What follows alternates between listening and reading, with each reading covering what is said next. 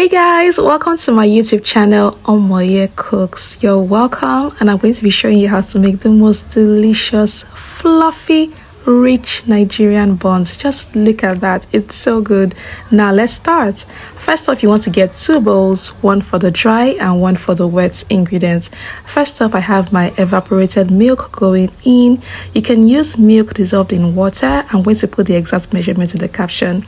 Next, you have your eggs. I'm going to put in just 1 egg for this particular recipe, and then we're going to mix all of that together until it is properly combined.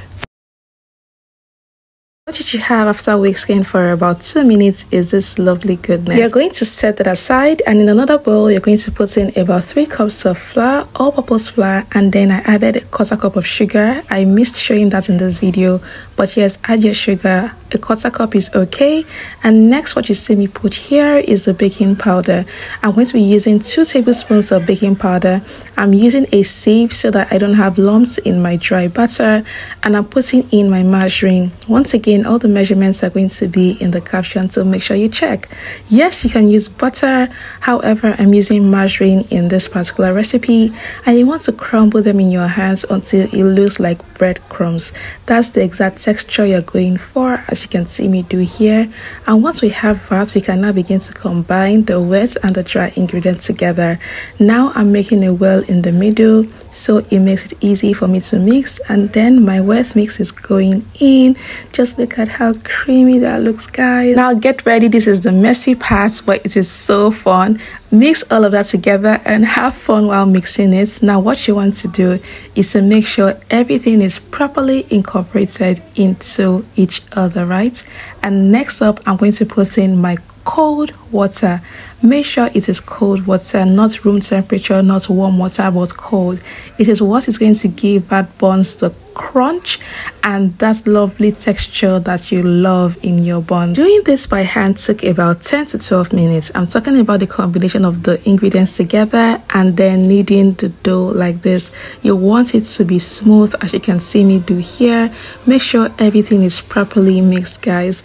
Now note that you can use a stand mixer because that equally works well, and you'll be doing this in half the time. You know your dough is ready when it becomes elastic like this, and then I always try to do a test, which is to scoop some into my hand and then it drops off like that, and you know we are good.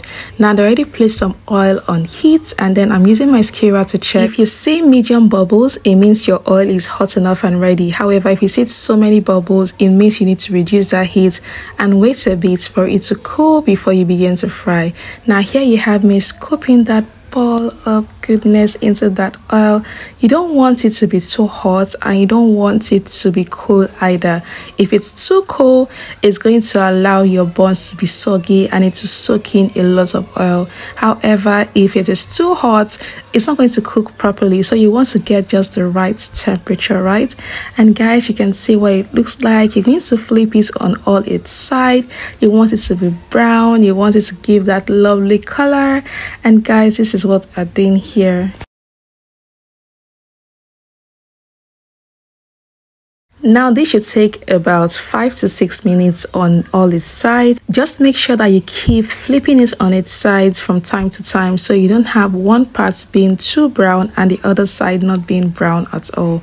I always like to kind of crowd it in the pan so that it doesn't keep flipping on me and I don't have all the sides brown, sort of creating a tension. And guys, just look at this. This is so good.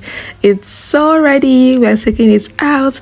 I'm putting it on a paper towel so it can also help to absorb extra oil or excess oil from the buns. And guys, this is so good. I should also mention that you can also cut your balls into smaller sizes, and the smaller sizes do not take as long to get ready compared to the bigger sizes that I'm doing here. Now once I had all of this ready, I decided to go on to fry the next set, and I had to speed up the video because you already know what the drill is. Scooping that dough into your oil, and then you're going to use your skewer to flip. And guys, that is what we have. Our Nigerian buns is almost ready, and just look at that, it's ready now. And now we have 2 sets of delicious Nigerian buns.